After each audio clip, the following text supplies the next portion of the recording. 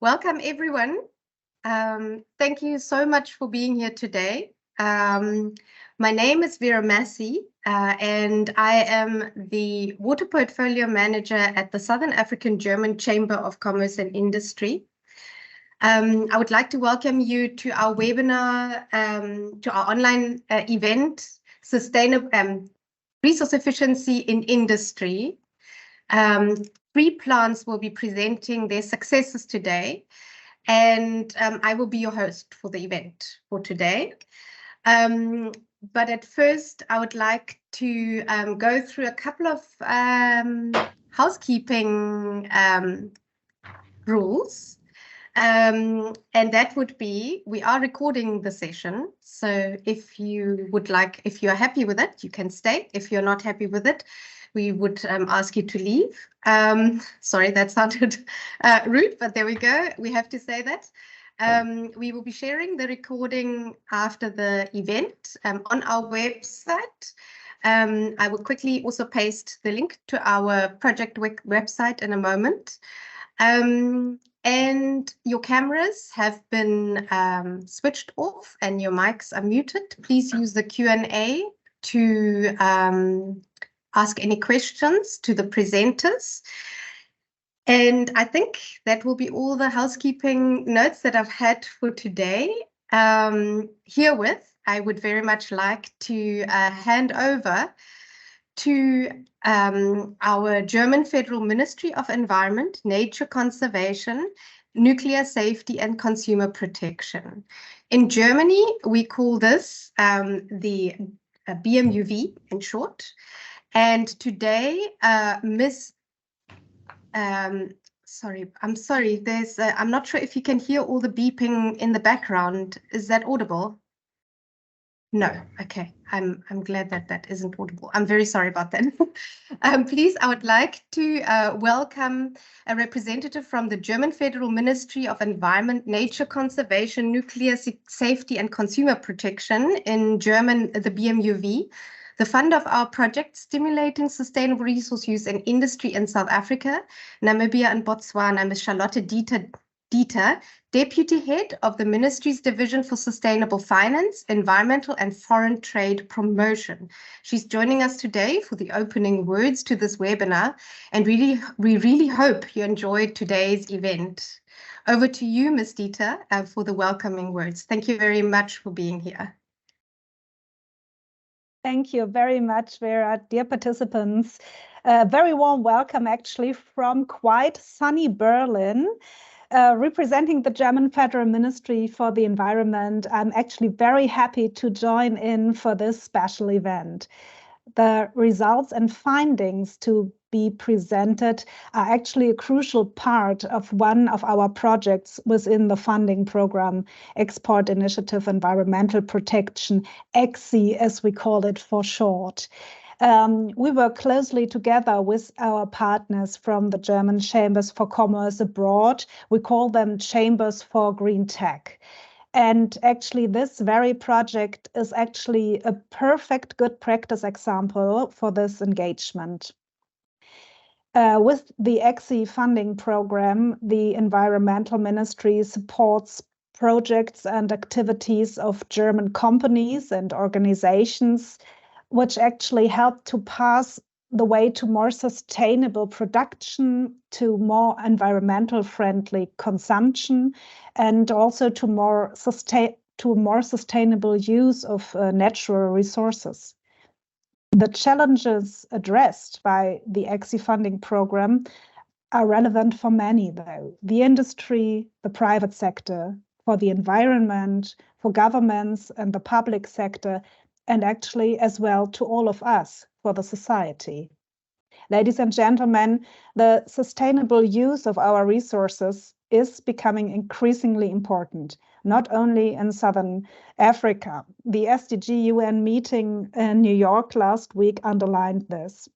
Resource efficiency in industry is becoming more important within the water and wastewater infrastructure, in facing the ongoing energy crisis, for example, in Southern Africa, or within the building up of circular economies around the globe.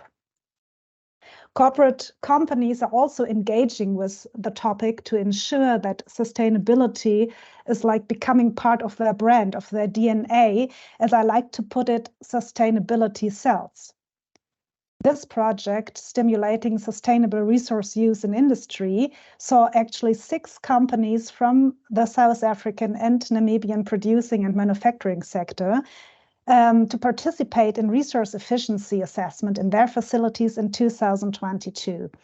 And 3 of these are here today to demonstrate what they have achieved since the conclusion of their assessment in August last year. Some of these achievements can be attributed to the implementation of appropriate technologies. Others are due to awareness created within the organization through the participation in the project. And the project facilitated also knowledge building and transfer of skills through the resource efficiency expert Alfred Hatzenburg from Green Industry Specialists during the individual resource efficiency assessments, as well as through an introductory workshop facilitated by Dr. Yashila Raiput from Tomorrow Matters Now. Thanks to both of them. Thank you also to the industry participants, Impact Corrugated Epping Plant, Wallace Bay and BMW Group Roslin Plant, who participated in this final phase of the project, which allows us actually to get insight into what can be achieved with commitment, dedication, and the implementation of the right technologies and management practices. I'm happy to take part today, looking forward for a deep dive into the actual impact of this project, and surely its results and the methodology developed by HJK Southern Africa will be inspiring for you and also for additional actors in the region. So thank you very much for your attention, and I'm handing back over to Ms. Massey.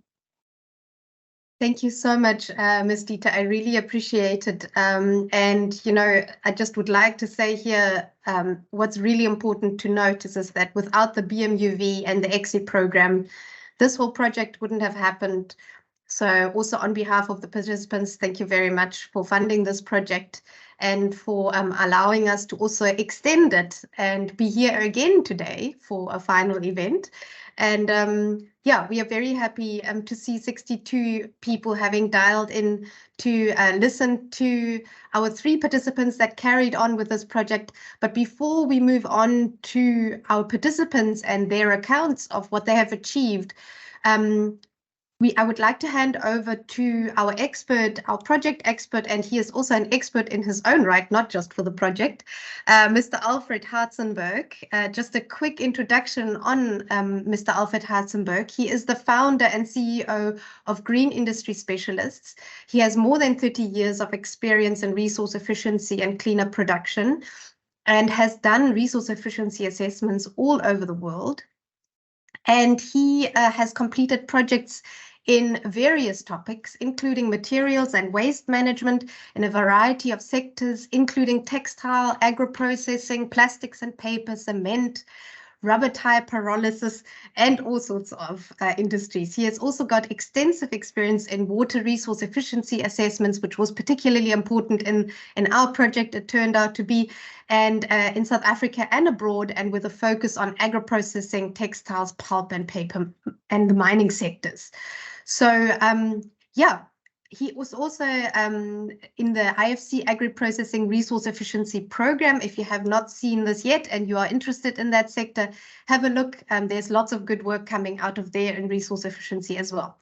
So I'd like to hand over to Alf with a short interlude. He will be giving us a little talk on, as an introduction to our webinar, with a little talk on the importance of sub-metering and data in becoming more resource efficient. I think through our project, we realized that that was a really important component for a lot of industries to begin the journey or to even carry on the journey in resource efficiency.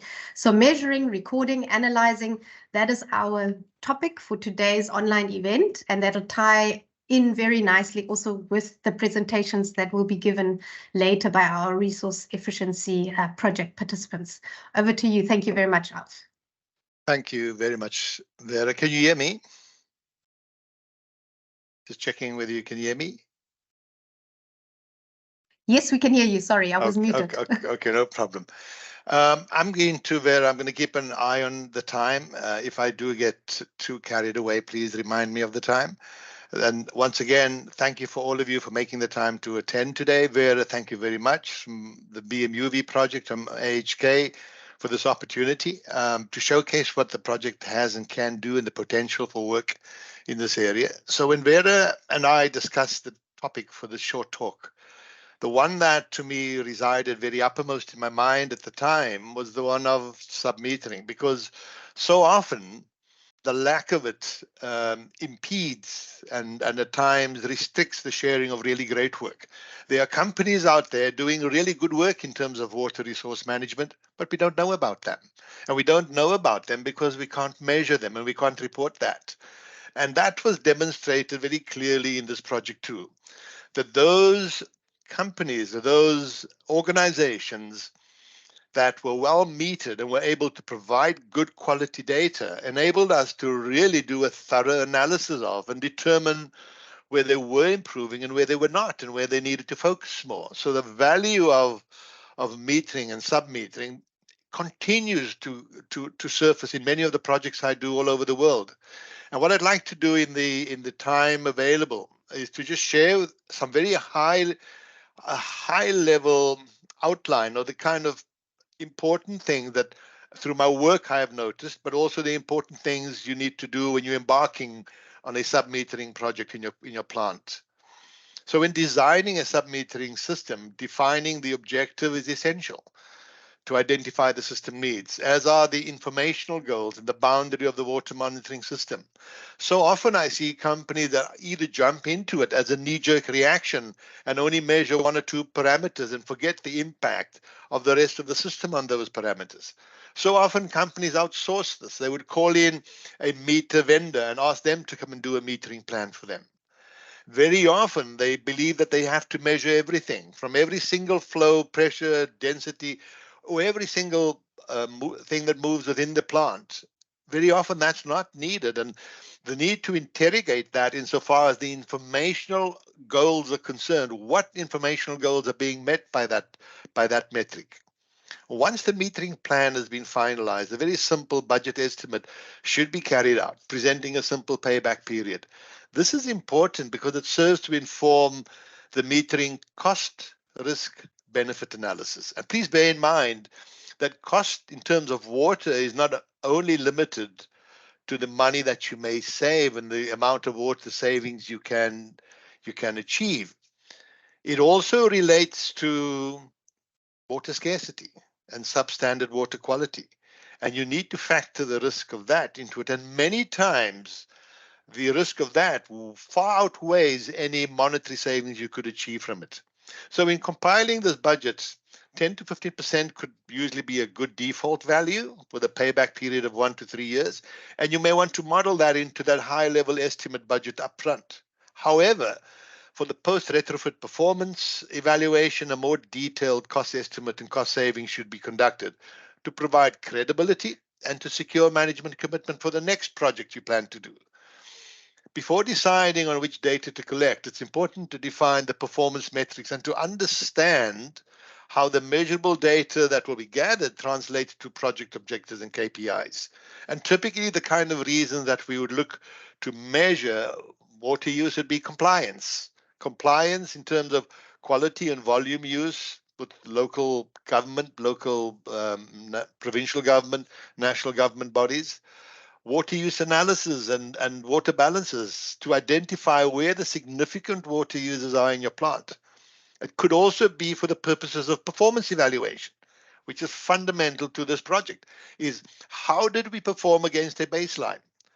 Did we improve our performance? And is that a credible way of measuring and reporting that performance? But at times we also do this for performance benchmarking. How is the impact Epping plant comparing with the impact Walvis Bay plant? They're both corrugated board plants. So water information or submetered information supports that and is very important for that. For each of these performance objectives, there are broadly two categories of metadata. One is what I call static metadata such as plant data, efficiency of water use data, equipment, and that's normally used to normalize measurements for benchmarking comparisons. It is also important to monitor those static effect changes to inform the need for baseline adjustments when and if that becomes necessary.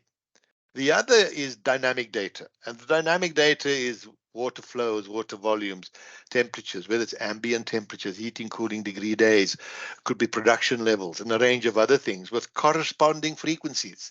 And we need to just get some sense of the corresponding frequencies because they could range in terms of water use analysis for developing water balances to 30 to 60-minute measurement intervals may be necessary to develop a load curve as well within your plant. So you want to develop a load profile, that's what we'd need. For water sub-billing and bill auditing, typically you would look at recording frequencies that are compatible with the tariff structure of your local municipality. Daily measurement intervals in that case would typically be enough.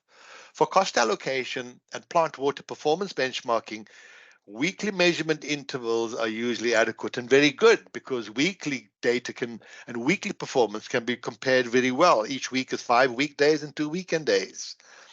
The practicality of measurement should be verified according to a whole range of things, from water reticulation diagrams considering accessibility to water meters and at times also possible physical locations. Consider also the system effect losses, and very often we forget that. When I look at plants and I look at the location of some of the flow meters, they are really in very poor locations. The system effect losses are caused by piping architecture. The amount of 90-degree bends all over clearly says to me that whoever designed that had no understanding and appreciation of the effects of turbulent water flow on for starting pressure drops within the system, but more in terms of our discussion here, in terms of meter accuracy. Sizing of meters is also often forgotten. I've been into some plants where they woefully oversized their meters, and as a result, they were reading in very small increments of calibrated data near the lower end of the water meter scale. So once that has been done and that has been addressed adequately, there are different methods to measure consumption, and the methods of measurement must be selected according to the project goal. What is the desired accuracy we want to achieve? The budget at our disposal and the operating conditions. Where are we operating this plant? And the different methodologies applied could be direct metering, for example, simple flow meters, ultrasonic flow meters, hours run meter. And we have some really good information with the development of data loggers and more advanced meters today using digitalization. We are spoiled for choice. We have little transducers that could log run times for a lot of processes and machines that have a motor connected to it. Indirect proxy metings. You may not have the ability to measure water, but you have a proxy that is more easily measurable that reflects the consumption in that area or for that process. By way of difference, you could have a header with 3 outflows from that header. You have 2 of them, you can determine the third one if you have the header, total header flow, by data analysis and by estimation. So there are many different ways you could do that. In terms of meter selection, I think it's important that the selection of a specific meter type depends on its application. In some applications, a specific meter type is preferred, while in others, really any meter would suffice.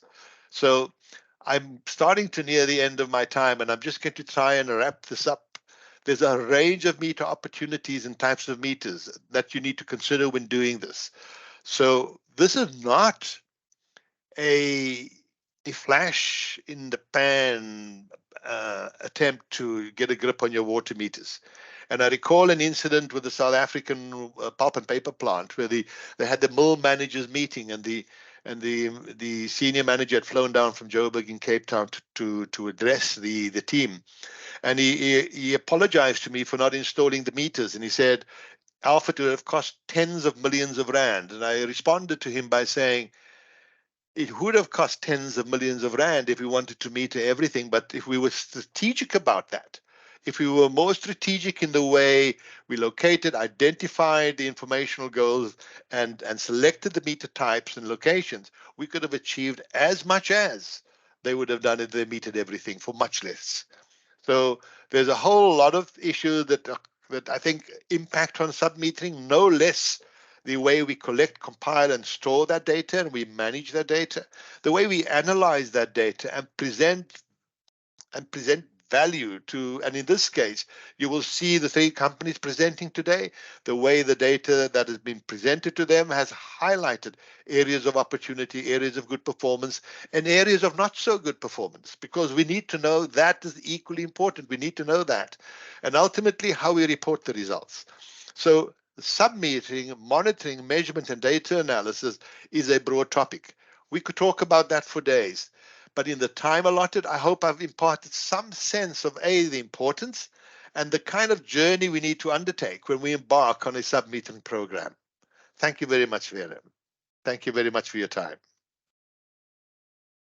Thank you so much, Alf, for that contribution. I think that really was a great introduction to the topic of industrial resource efficiency. And I think it also shows that there's a lot of expertise that goes into doing resource efficiency efficiently, I guess. We can't, I think the main message is we can't measure everything and as a result not measure anything. That would be really sad. So I think what you've highlighted there is really important, a really important message also to industry. And I'm sure the participants that are representing the water industry here today and also our technology providers will probably agree with you on this and agree on the fact that you got to choose your battles, I guess, to actually have an impact. So thank you very much for that, Alf. I really appreciate it. I think with this, I would like to, I think a lot of people who are here today, I recognize their names from attending our previous webinars as well. But for those who are new, I think we should just reintroduce the project again, just to tell you what the project was about. It will be very quick. It will be 5 minutes. Oh, I actually meant to ask, are there any questions? Please, if there are any questions to Alf on what he was speaking about. I don't see any questions yet in the chat at this point, but please feel free to write your question in the chat. I'll keep an eye on those questions and then we can pose them also in between to Alf at a later stage. But at the moment, I do not see any questions. Okay, so with this, I will share quickly just 2 slides, in fact. So I'm going to just, if you can give me 1 moment. There we go. Okay. I hope you can see my slide. All right, so just this is, so to speak, the cover slide, because I want you to be reminded that this project is called Stimulating Sustainable Resource Use in Industry in South Africa, Namibia, and Botswana. I mentioned it earlier already, the German Ministry of Environment, the Federal Ministry for the Environment, Nature Conservation, Nuclear Safety and Consumer Protection, the BMUV, who's represented by Ms. Dieter today, funded this project as part of the EXI program, Environmental Protection Made in Germany. I am from the German Ministry, from the Southern African German Chamber of Commerce and Industry. In German, we abbreviate that as AHK, that's the German word. In South Africa, we are known as the SAGCC. I am representing the German Chamber today, and I am the Water Portfolio Manager. And I was also the main project implementer for this resource efficiency project for industry. We then hired green industry specialists, so Alfred Hartzenberg, to actually implement all the technical components of this project. As the German Chamber, we are the official representatives of German business in Southern Africa, but we do a lot of projects such as these, where we stimulate the market and we support industries here in Germany. And you will also see one of our participants that will be presenting later is actually BMW, so a member company of ours as well. So yeah, we are supporting German business, but not only German business, as you can see by this project. So that is just a quick introductory slide. I think this is quite a good summary of what our project was about. You can see on the top left, we started with an identification phase. There we put together 2 studies on resource efficiency and industry, one on the topic water and one on the topic waste minimization and avoidance. So we published those 2 studies. They are also available. They're written in English. They're available for anyone to download on our website. And again, I will be posting just now during the presentations of the participants. I will post relevant links into the chat for you. So you can download those studies. They are quite a useful summary of the legislation, the market environment, for the 3 countries, South Africa, Namibia, and Botswana. We then went into the phase of identifying our project participants, and you can see the logos of those project participants there. We asked them to participate in our first workshop that was in May 2022. And we had actually a really great workshop in May 2022. It was still during COVID, so you can still see masks in the pictures below. And there, the participants essentially identified their main issues at their plants, the resource efficiency topics that they would like to focus on during the rest of the project.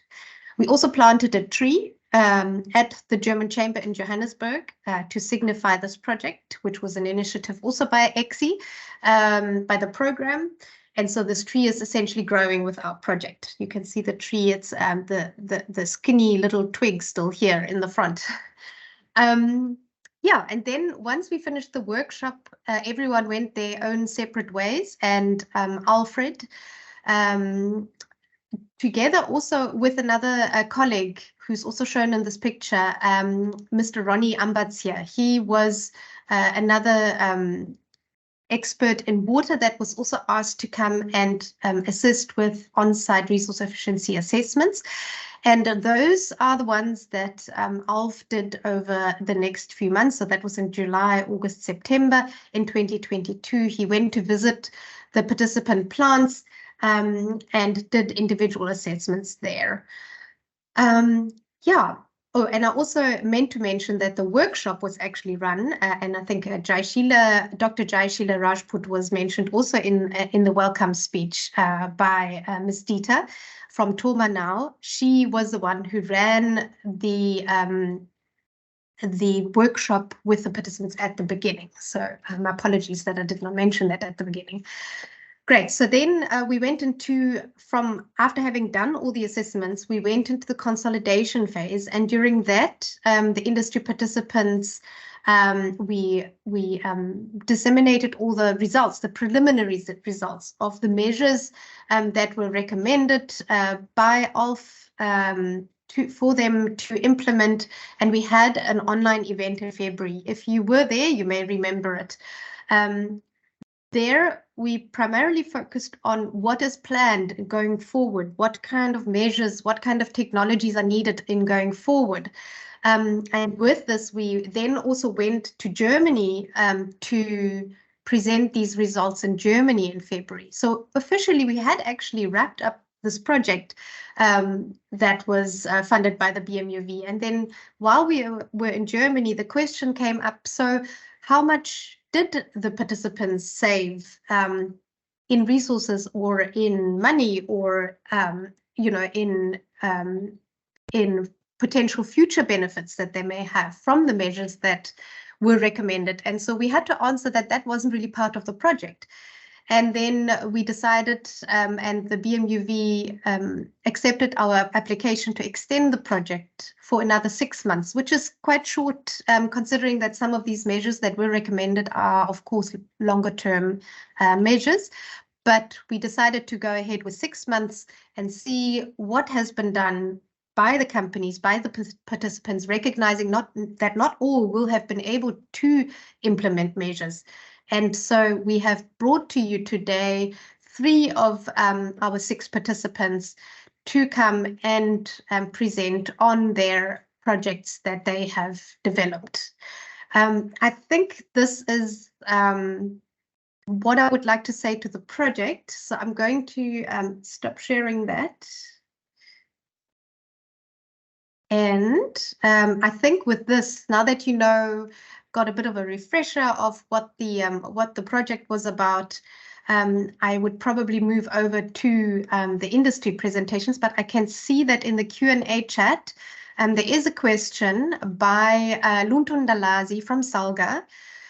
He says, thanks, Al, for the presentation. We have had a vandalism challenge. Is there a system that can be utilized to distinguish between system inefficiencies caused by system failures as a result of vandalism and system failures due to operational failures like leaks, etc.? Alf, would you like to answer that question quickly before we move on? Yeah, a really, really great question, Lunta. I want to thank you for that. And I think maybe we should extend this response offline. I just want to say to you that, yes, with technology today, we can do what you ask. We can distinguish between operational leaks and maybe non-operational leaks. I also know that through digital technologies today, we can actually detect timeously or even earlier failures resulting from vandalism and respond to them and respond to those more timeously and quickly and more effectively. So the ability of digitalization in terms of smart meters, smart sensors, SIM cards into some of the devices enables us to link via cell phone to the operational efficiencies. And as a result of that, we're able to detect even during non-operating or non-working hours, outside office hours, we are able to receive information relating to operational efficiencies. If there's been a pump stolen, if there's been a device stolen that results in a huge water loss or a huge pressure drop, those could be detected timelessly. So I think I'm going to leave my email address on the chat box. Please contact me afterwards. We'd love to engage you on that. Thank you. Thank you so much, Alf. And I see that Lunta has given us the thumbs up already. So that's great. I think without further ado, we are running a few minutes late, maybe because I spoke a little bit too long there. I'm going to hand over to the first plant that would like to present on their achievements, and that is Impact Corrugated, the Epping plant in Cape Town, in fact, right around the corner from me, essentially. Mr. Lebogang Mahingo from the project, he's the project coordinator at Impact Corrugated in Epping. Lebo, the floor is yours. Maybe if you can switch on your camera, and you said that you'd present yourself, so you're welcome to share your presentation after maybe introducing yourself. Hi everybody, my name is Lebogang Mahingo and I'm the project coordinator in the Corrugated Epping. Yeah, I think that's my introduction. I will share a bit more on the slide as we go. Thank you, Vera, for this opportunity. Is it presenting on the other side? Yes. Okay. Thank you for the opportunity, Vera and Alf, for working together for the last 15 months. So yeah, or just over a year. And thank you. I also want to thank Dr. Rashida for the presentation, for organizing the training, the workshop session. Vera, can you just give me a thumbs up that side? Can you see the slides? Yes, we can see the slides. If you want to, you can go in presenter mode, but you don't have to. It's up to you. Okay, no, it's fine now. Yes, so thank you very much. So we have learned quite a lot during so Vera, can you help me out with the presenter slide? Because it just disappeared now. Oh, it's disappeared. I can still see it on my side. If you scroll further, I'll let you know if it's still there. Okay. Otherwise, I'll just minimize this and then, no, it's not working. Just a second. Or maybe it's stuck. On my side, I can see you, but not this one. Yes. Would you like me to share it from my side? Yeah, you can share it Yeah. from your side. Okay. I will, hang on 1 second.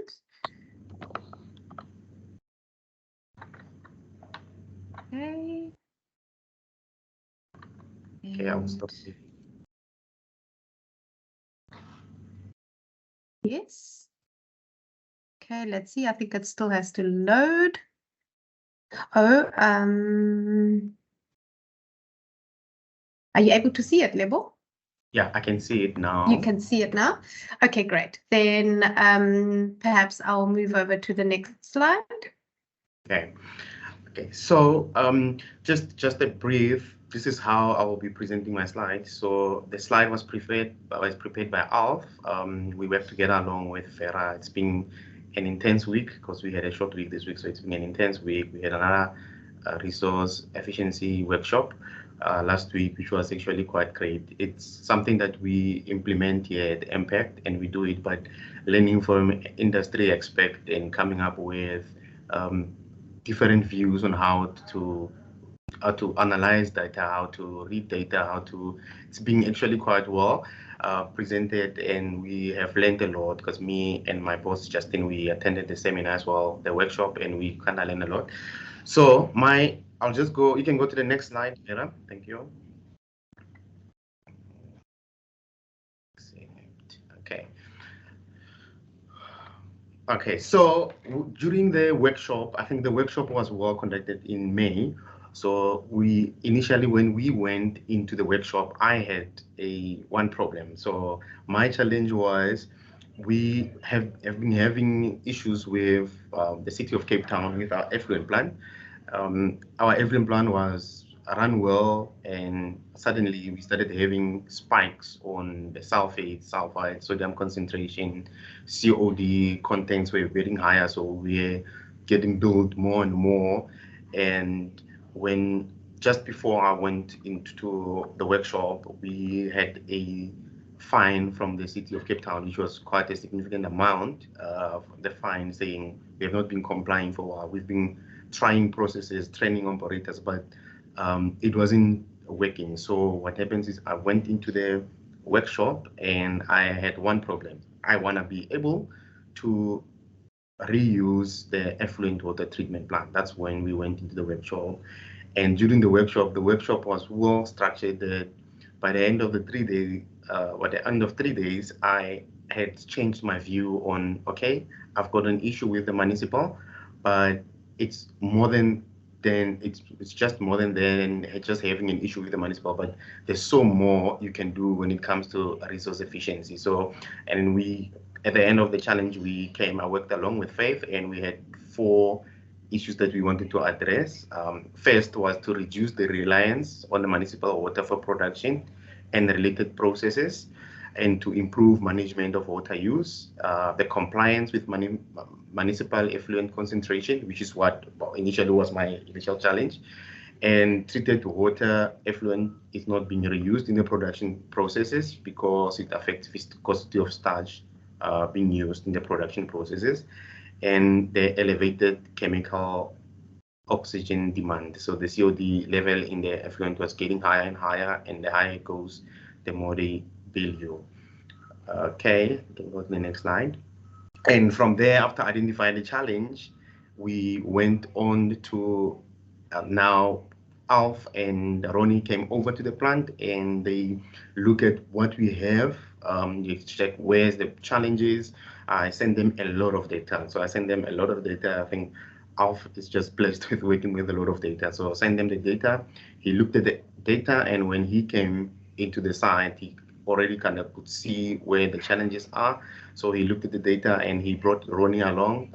They looked at my effluent plant, and the first challenge was on my lab results, because I send reports monthly to see if I'm still within specs.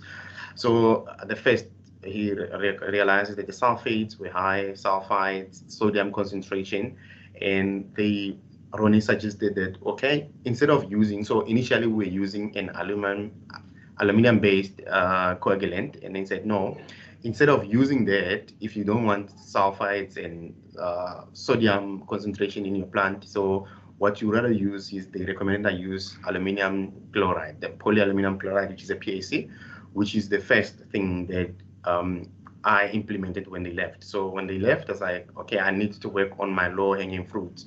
What can I do to change, to solve this? It was more about identifying, stop using the aluminum sulfide and find a PAC. And I identify a supplier. I got GChem came on site, did a couple of tests for me, and it was quite an intense project, because the trial went on for 3 months, because now you have solved all the other chemicals, and then we had cost which was higher, because now changing chemicals and there's other things, so the dosage had a little bit higher. And with the dosage as well, and then you sorted with the project, and then it was working fine. Beginning of the year, the cost went from double where it was initially to half of what it was for a few months, and later on we started having a boron content. I'll explain that later on. We also had a challenge with the infrequent water testing and manual dosing that does not support the effective plant treatment management.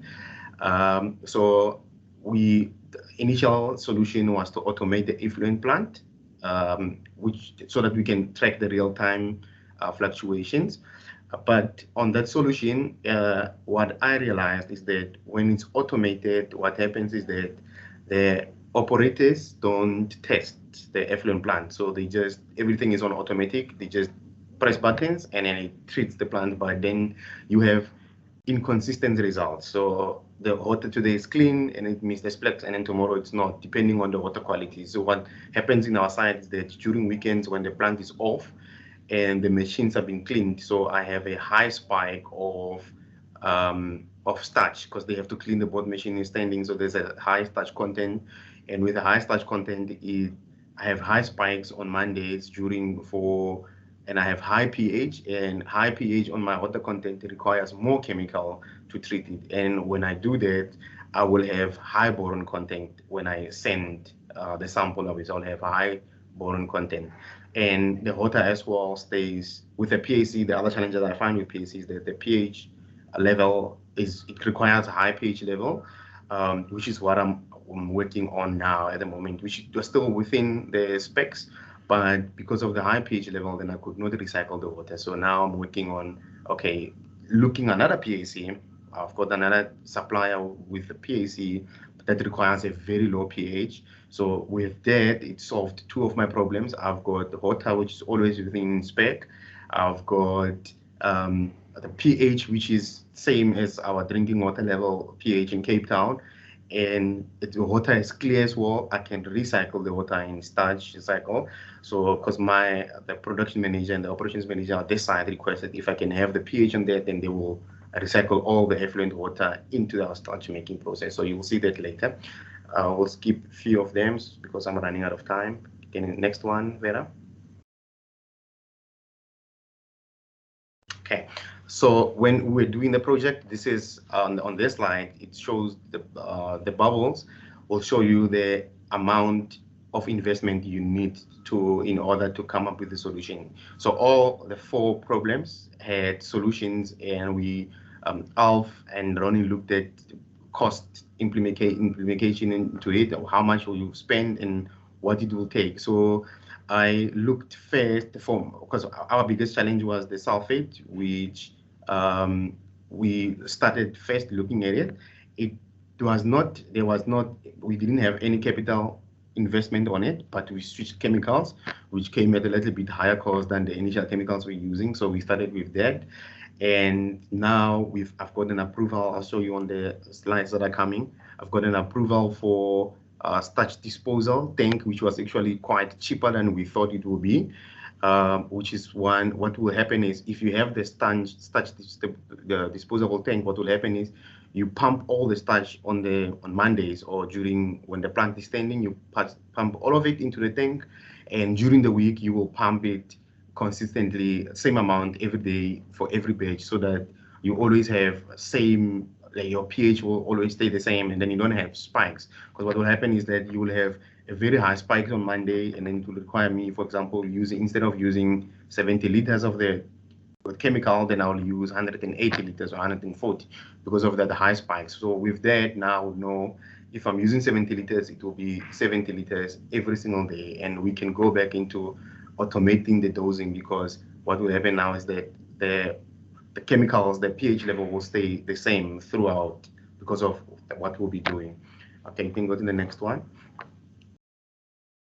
Okay, so I've already touched on this one. So just a summary, there we replaced the aluminum-based coagulant with polyaluminum PAC. We used the first supplier, which worked well, but cost-wise and also a high boron content. So we had to go further and look at other aluminum-based sulfate before we can do something else. And we found another supplier there. We've got cheaper chemicals, and it's also got, it also has high low pH. Well, we repaired the automatic pH controller. So what happened during the project is, because now I was more involved in the project, I could go more into the operation, because normally it was run by production. So from the engineering side, I was constantly involved in this, and I would identify, like, oh, the pH controller is working the way. So when I tested with my pH meter, it was different pH levels. So that's one thing that we identified during the assessment. And we have we are implementing now CapEx being approved for effluent separation project with a 22-month payback period. And this, by just putting this tank, which is a 5,000 liter tank, then I will be able to save over 1,500 kiloliters of treated effluent annually.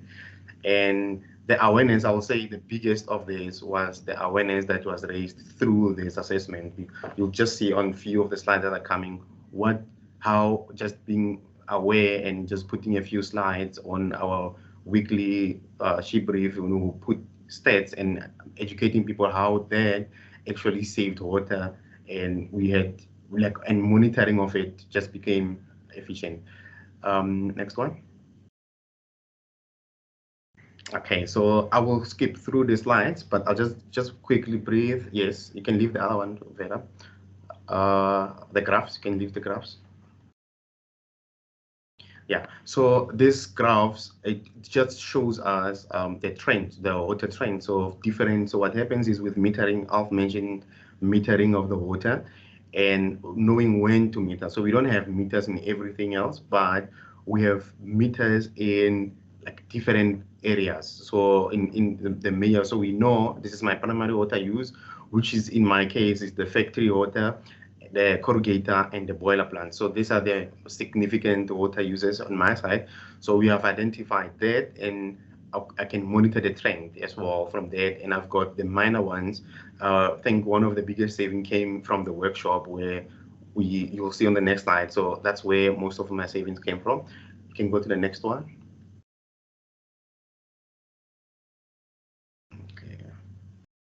Okay.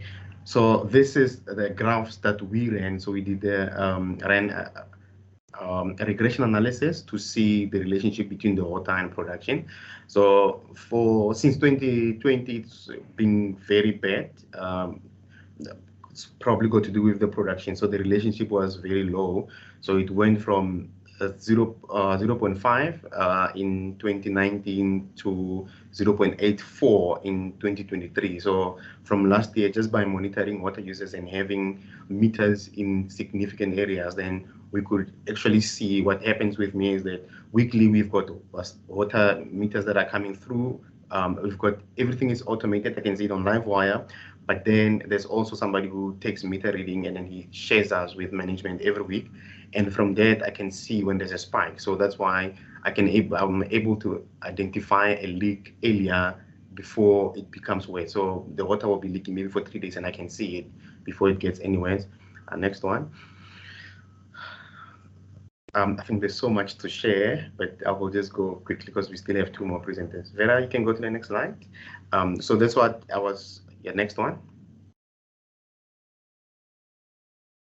Okay, so this is, so this shows us the water consumption in the factory for the past year. So it shows that it just gives you a relationship and like between the factory and this is one of the graphs that we use to identify, is my water performance improving? Is it going bad? So we can see the last 4 months from April, this month as well, I put July, August as well, it's also going down. So people are more aware, as management, we are more aware as well. As the production improves as well, the water usage also improves. So it's more of understanding your relationship between your water. So this year we used a little bit more beginning of the year, but then from April it's been going down, and you can see, okay, that we're starting to see the change. I think that's when Alf came back again and we started looking at the graphs. We looked more into details, and from there we could see, okay, now this is where we need to work and this is where we need to improve. And because of that, we've been seeing a decline in the water usage. Next one. I think you can go to the last slide, second last slide. Okay. Okay, this is fine. So this just shows the project that I just mentioned with.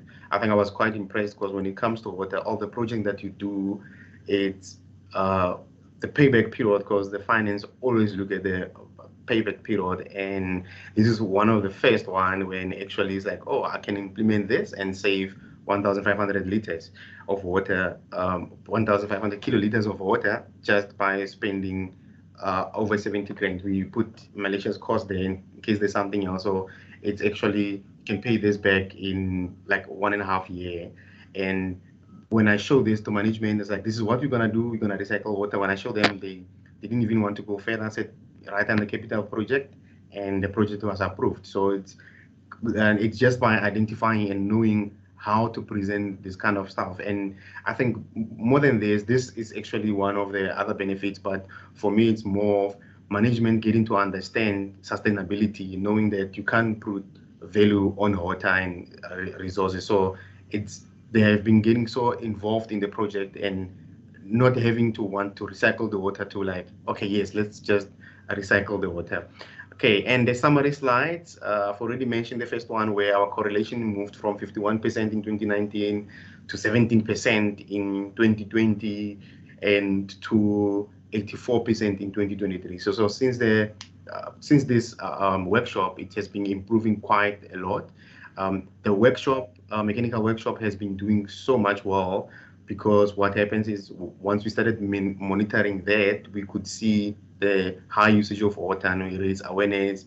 You find out that guys, when they come, everybody in the factory actually come to the workshop to wash their hands, because we have the proper soap for washing hands. So people will leave the taps running. So we'll put measures on, we put water saving taps as well. And from that, we could see that. And in the boiler as well, my boss is very interested in the boiler. He's always monitoring it. He's checking the coal usage, the water usage. So he spends most of the time looking at the boiler.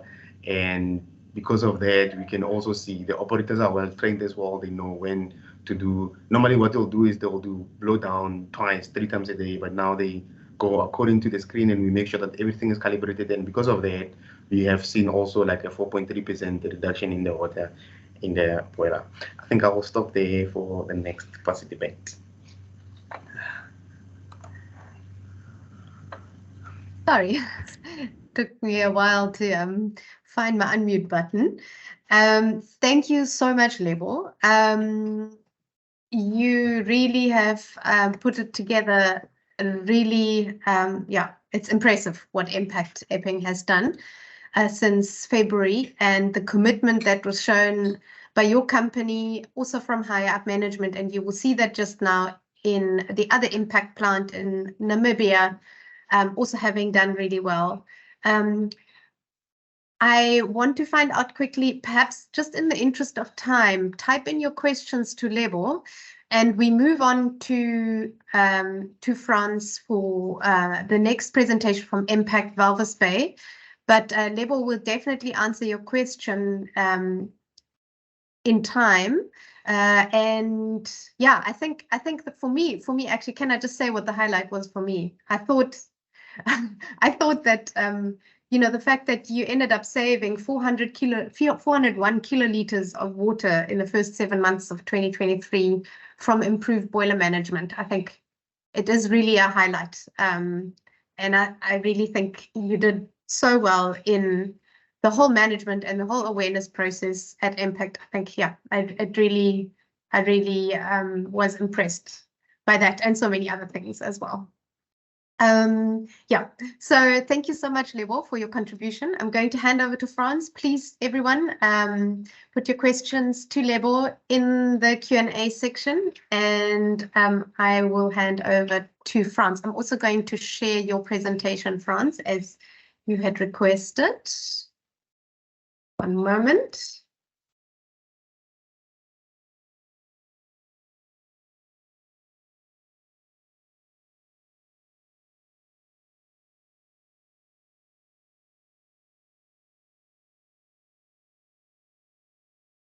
Into presentation mode.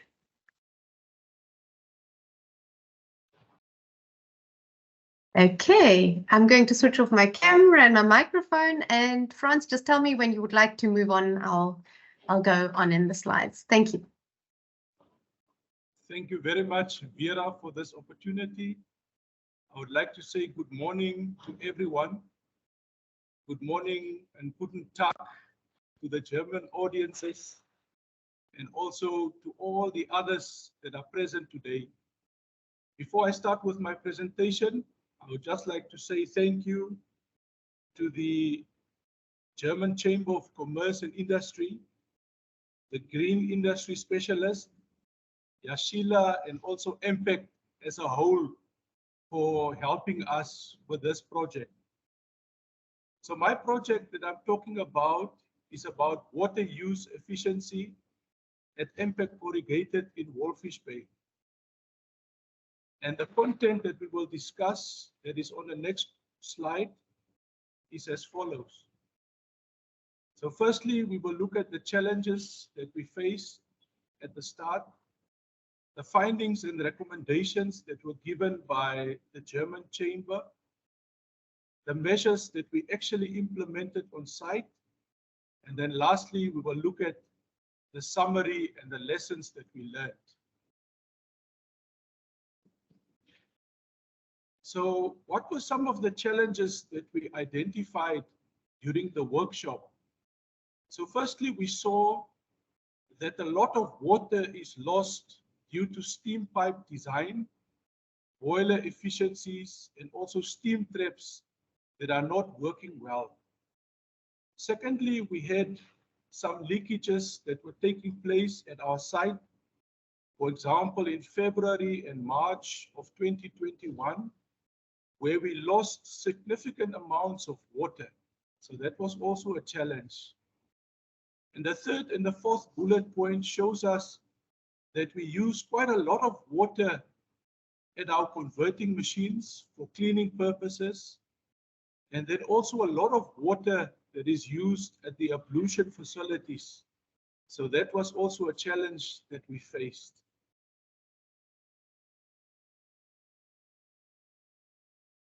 Moving to the next slide. So this slide will tell us the opportunities that we identified, as well as the recommendations that were given by Green Industry Specialists. So we will just run through them quickly. On the left-hand side, we see the opportunities. For example, the non-production water consumption at the ablution facilities, offices, and gardens accounted for about 40% of the water used. And also there we see that the base load is at 300 cubic meters. So without even doing any production, we already use a significant amount of 300 cubic meters. So the recommendation that was made was for us to implement time-restricted shower periods, reduce the pressure of the water, and also increase awareness. In the second line, we were also shown that our breakdowns were quite high, especially when it comes to our converting machines that we use on site. So a converting machine is a machine that helps us to print on boxes and to convert them. So what we've done since that time is that we've looked at the statistics very closely of our machines, and we are actually in the process of getting a new converting machine subject to our capex being approved. So we've taken that seriously, and hopefully by next year we will have a new converting machine. Then the other opportunity that was identified is the free and saline ammonium concentration in water effluent exceeds the specified limits. So the recommendation was made for us to change our chemicals that are used for dosing makeup water. So we'll talk a little bit more about that later in the slides. A recommendation was also made to fix our de-aerator for the boiler because of a lot of steam that is lost to the atmosphere. And the recommendation that was made was to upgrade our steam traps and to also repair our de-aerator. The second last line said, makeup, boiler feed water and condensate return flows are not measured. And the recommendation was made that we install mag flow meters at these strategic points. Lastly, to address the issue of leaks, especially underground ones, we were advised to move all water pipes above the surface, and then also to do weekly monitoring when it comes to the water. So in our next slide, we will see what we've actually accomplished. Sorry, that's the slide after that one. But what we see in this slide now, okay, thank you very much. So the measures implemented, what we actually did is we installed water-saving shower heads, we reduced the water pressure, and we also spread awareness through induction, posters, and other means to raise awareness at our site. Secondly, to address that issue of ammonia concentration that was high in the effluent water, we have also changed soot stream 80 and steam8 to MCA 42, and that has helped us to reduce our ammonium concentration. Thirdly, a lot of activities have been done in terms of steam traps. We've installed many of them, including drip legs, together with the steam traps, and this has also helped us to save water even further. So at the end of this year, we are planning to upgrade our board machine. So after the upgrade, we will also do an assessment, and if need be, we'll add some more steam traps that are of the right size. The next bullet point, the de-aerator of the boiler was highlighted as a problem. And since that time of the assessment, we've actually repaired the de-aerator. So that has been done. We also installed water meters to track and manage boiler makeup water, feed water, and condensate flows. So we are quite happy to report that we've installed them and that we track them. In terms of the water leaks, in that area where we had the problem, we have lifted the pipes to be above the surface. And for next year, we've actually applied for capex so that we can have online water metering that will help us to identify leaks early so that we don't have the same problem that we experienced in 2021. Can we please move to the next slide? So these graphs that we have in front of us shows us the water use performance from 2021 up to 2023. So it's basically regression analysis with a trend line giving the relationship between the water used and the production tons. So as you can note, the R squared value was very low in 2021.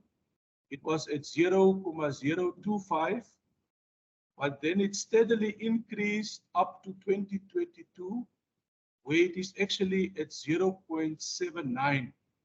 So we see that the production tons, the variation in the production tons actually explains the variation in the water consumption very well currently.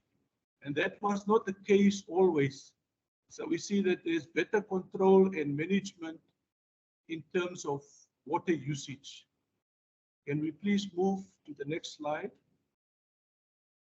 So that graph just shows us the R squared values over the years and showing the significant improvement from 2 years ago.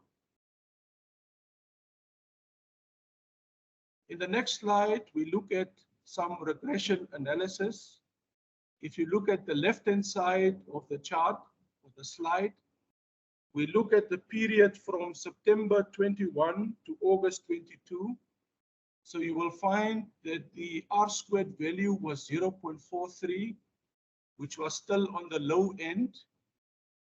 But if you look at the P value, it was also very low still. It was lower than 0.05. So in terms of the paper tons being a variable to describe the water consumption, it didn't do too badly. But I must say that from the assessment in August 22, as you saw in the previous slide, the R squared value has actually improved to 0.79. So that correlation is much better now compared to the past. And if you look at the right-hand side of the slide, we find a QSIM chart looking at the cumulative sum of the savings. So in that chart, for the last 12 months from July 2023, counting backwards, we had a cumulative saving of 506 cubic meters of water. So there, I must say that we are doing very, very, very well. I'm quite happy with those results. So if we can move to the next slide, please. So what are the lessons that we learned? If we can summarize it, we must say that it was actually good to implement all the recommendations that were made by the German chamber and their consultants. So we can actually see that our water use has improved significantly. So we are quite happy that we implemented everything that they recommended. And point two, as we mentioned, the correlation between water consumption and production improved steadily from 2021 up to 22, and then sharply in 2023. Our savings were 13% compared to the baseline of 2022. So we're quite happy with that.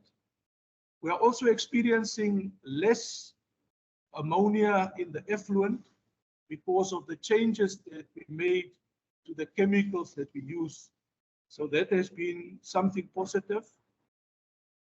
The deaerator that we fixed, as well as the steam traps that we implemented, has improved the steam losses that we experience. There is, however, still further work that we need to do. And for that, we've applied for CAPEX, so that after the upgrade in 2023 December, we can still look at our steam system and still improve it further. And then lastly, I see there's a positive note on the leadership. So I would also like to thank our leadership of MPEC for supporting this project and making it easy for us to implement all the recommendations that were made by the German Chamber and their consultants. So at this point in time, I would like to say thank you very much. And there's also contact details of people that you can contact at our site and also at head office. And thank you very much for listening to me. Thank you so much, Franz, for that. Really, really, really well done to you and your team, to impact overall. I think you mentioned something critical at the end, leadership. To say thank you to your leadership. I think Impact has really demonstrated their commitment to sustainability and to resource efficiency, and also to mention that both of your plants have also mentioned ongoing intentions to carry on the journey of improving resource efficiency. So really, really, really well done to you and your team. I have not seen. I'm just quickly checking in our comments section. I think there is a question for Lebo. Lebo, you are being asked by Richard, are you going to use price escalation on your water and chemical savings calculations? If so, what escalation rate are you going to use, as we know that this is typically much higher than a national CPI? Lebo, would you like to answer that? Also, maybe with the support from Alf?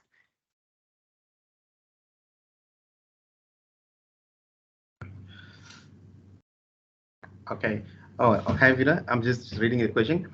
Hi, Lebahang. Are you going to use the price escalation on your water and chemical saving calculation? If so, what escalation rate are you going to use? As we know that this is typically much higher than a national CPI. Richard, I haven't looked into the specifics. I'm just using the national water rate at the moment. So this is what the rate cost and what the chemical cost.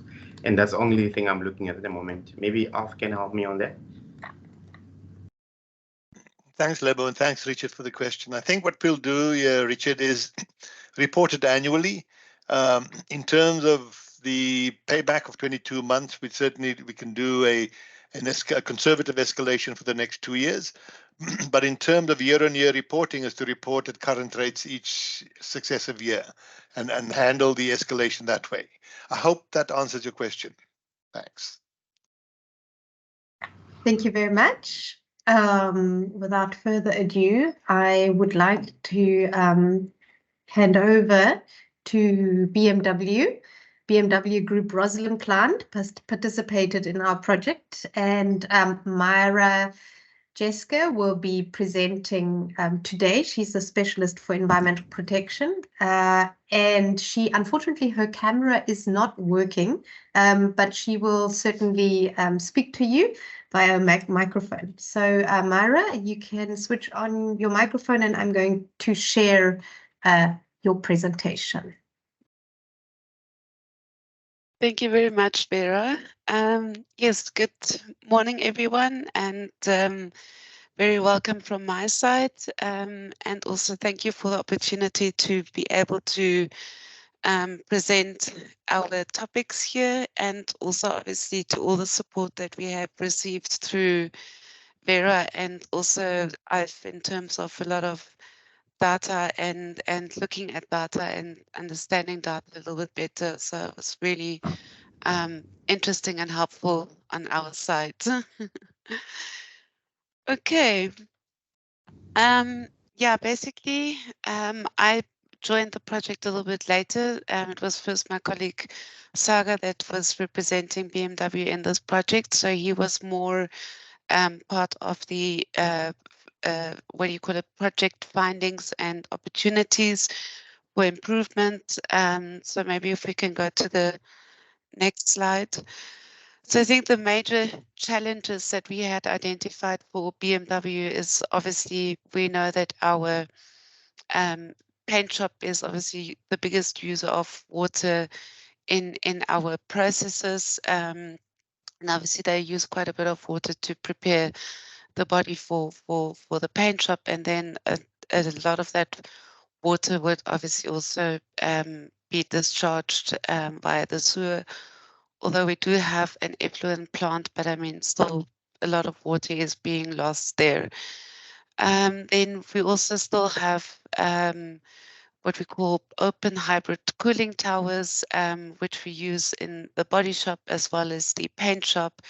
And obviously also there a lot of water is being lost due to evaporation, especially also when we have high temperatures and humidity changes with here in Plant Roslyn. Then the next thing was also that we obviously store fire water on site. This is a requirement through our insurance, and currently we are using potable water for this. So this is something that we can still further look into and see if there are other opportunities related to that. So these were the main opportunities identified and things that we can be done. Obviously, I think also still we can improve on our metering system. We did make a number of improvements on the metering system. I think there's always more opportunities to improve that and to make it a bit more precise than what we currently have it. And as we know that always there may be troubles with meters, they go offline, online, and sometimes it's a bit of a struggle even with the technology, but we always try and find the best solutions and improved solutions in that. Okay. Then what has been implemented so far? So we had a number of ideas and projects running before we were engaged with the German chambers, but so there's a company called Blue Dust Engineering Solutions, and they basically have an add-on system to cooling towers, which basically reduces the blowdown in the sense that you won't be using chemicals anymore to recycle the water or to clean or to look at the quality of the water or to clean the water. But it basically runs through this solution. It's an anecdote and electrode method. And through that, it basically recycles the water, cleans the water and recycles it back into the cooling towers. And thus you won't be using any chemicals anymore. And therefore you would be reducing your blowdown of water into the sewer system. And obviously in the end, they also say that there might be a possible reduction on maintenance costs because the system is not as maintenance intensive as your chemical solutions. So this solution only has been implemented very recently by the end of August. So we're currently monitoring the water consumption levels there to see if we can see any improvement there. But we would probably only be able to see real improvement, let's say, within the next 2 months.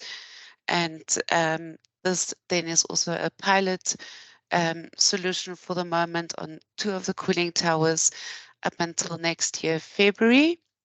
And if we see that the solution is working very well, we would then extend this pilot and implement it on the other 2 cooling towers that we have in the body shop, as well as the cooling towers that we have for paint shop, if we see that the system is really working well.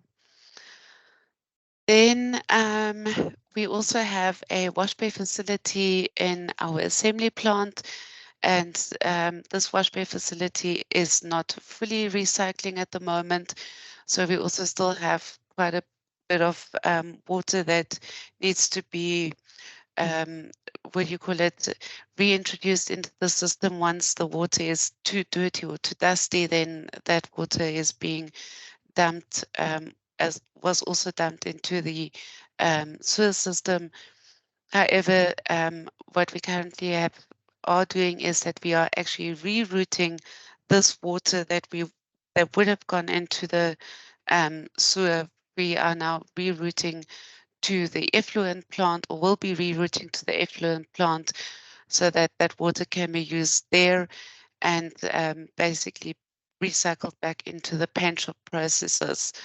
The solution will be implemented hopefully by the end of October, November, and then we would also be able to see how much water we would be able to save from our wash bay facility in the assembly plant.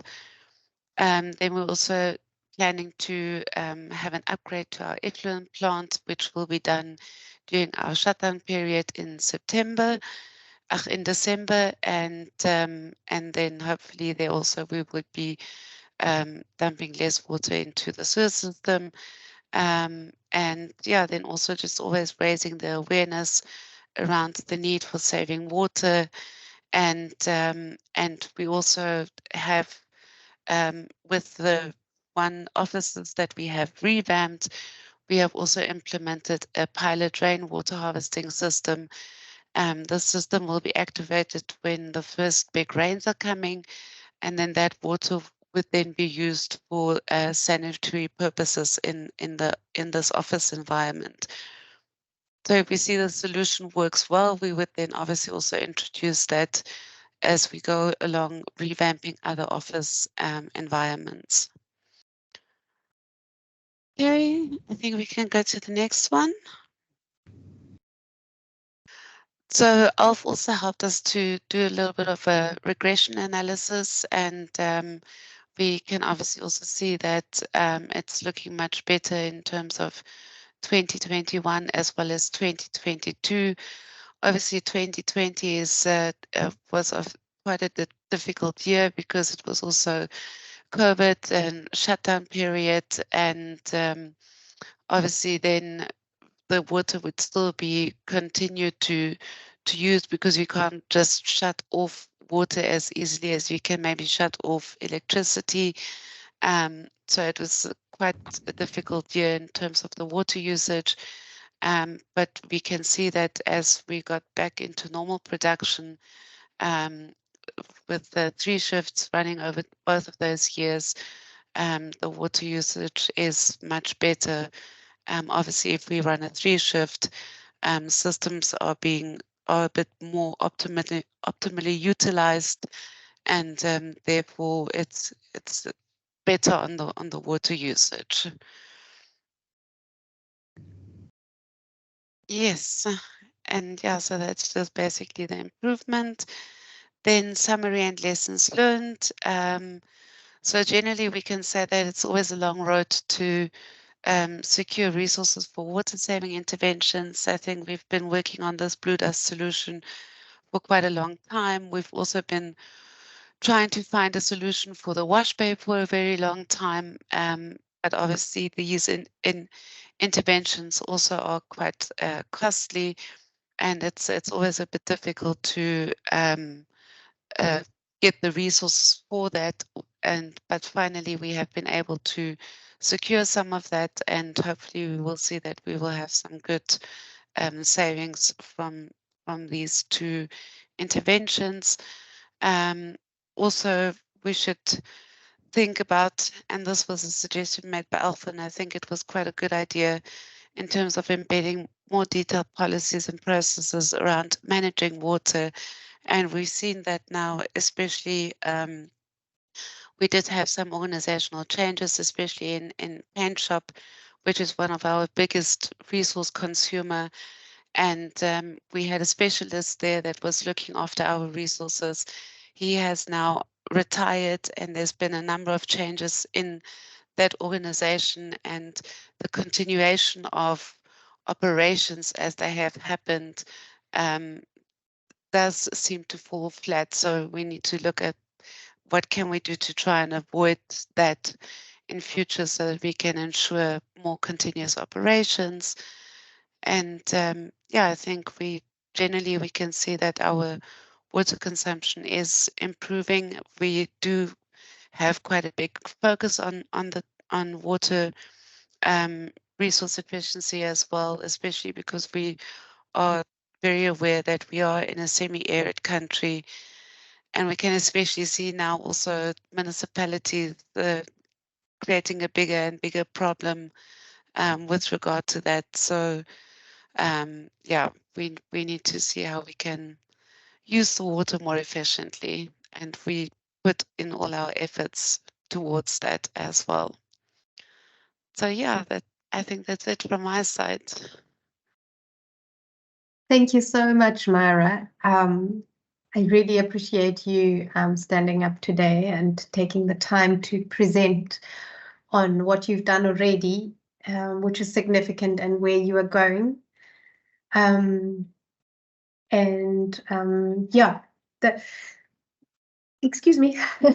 The contact details for Myra and Ian Lower on the slides as well. Perhaps if you have any questions to Myra, please put them in the Q&A chat. I can see that there's also some compliments towards the participants for doing what you're doing. Thank you very much. These presentations will also be shared on our website by the end of this week, and you will be able to download them and then also see their contact details if you'd like to get in touch for anything. So I think perhaps I'm going to stop sharing this, and that brings us to the end of our online session.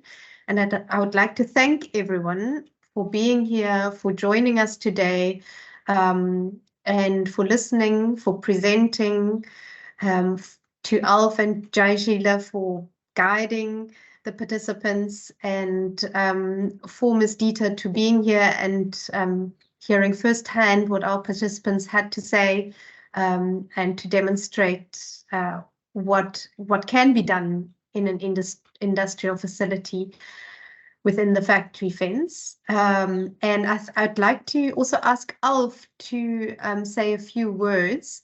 But sorry, before I do that, I would like to also say that I hope that there were some industry leaders here in the audience as well that could learn from Impact and from BMW to see what can be done, and also to perhaps be inspired to take on resource efficiency in their facilities.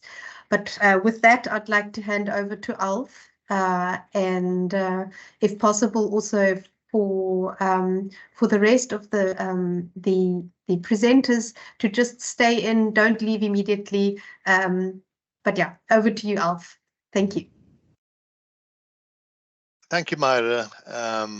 And I want to thank everyone that spoke. I want particularly to thank Lebo, Franz, and Myra for really being willing to come and share. You were part of a journey with Jaishila in March 2022, and look what that has done. And I want to say to the audience, thanks for taking the time. I want to just assure you that these things seldom happen on its own. This work doesn't happen on its own generally. It needed, and we need to thank the German government and the German ministry for really believing in the fact that it could be done, for really Vera, Jens, and the AHK team for administering and driving this in only the way the Germans can do it.